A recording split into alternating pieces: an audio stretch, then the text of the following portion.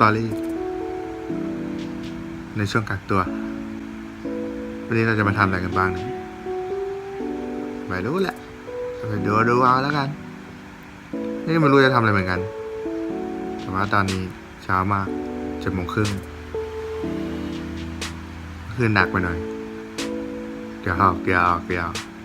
ไปแปรงฟันก่อนดีกว่า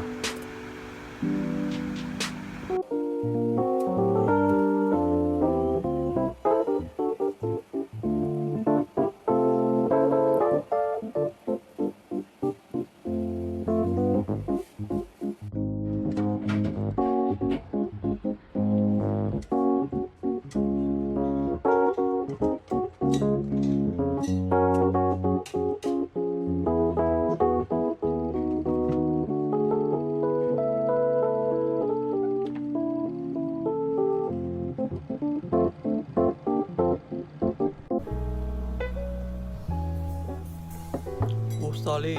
วันแรกตื่นสายเดี๋ยวขอจัดงานก่อนบายนี่ก็เย็นแล้วเดี๋ยวมาทำอะไรกินกันดีกว่าวันนี้ที่คิดไว้ก็มีต้มจืดวุ้นเส้นแค่นั้นแหละพอแล้วกินคนเดียวเดี๋ยวไปดูเอาแล้วกันเตรียมของก่อน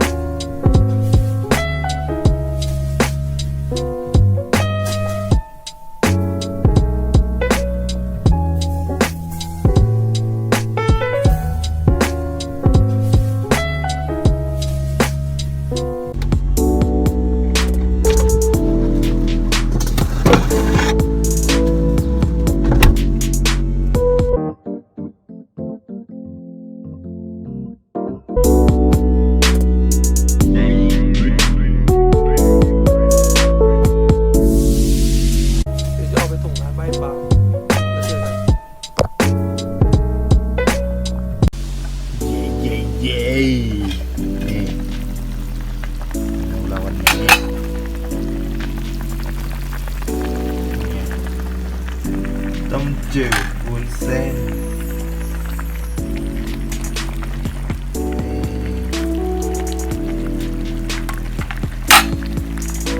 เดี๋ยวพามากินกัน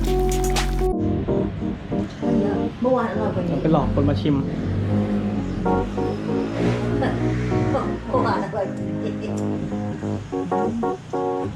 เดี๋ยวมามิจะต้องให้นี่จะให้ต้อยต่อ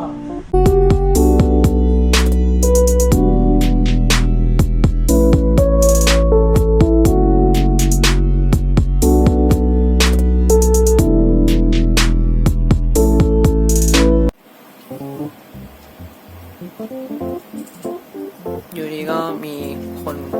มาขโมยเน็ตที่บ้านใช้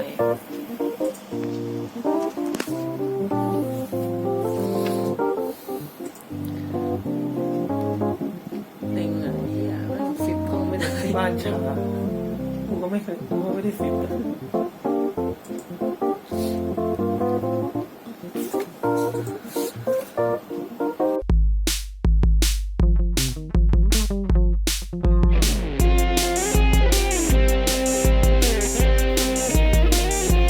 เ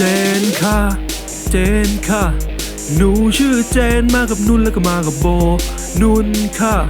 หนูชื่อนุ่นมากับเจนแล้วก็มากับโบค่ะหนูชื่อโบมากับนุ่นแล้วก็มากับเจน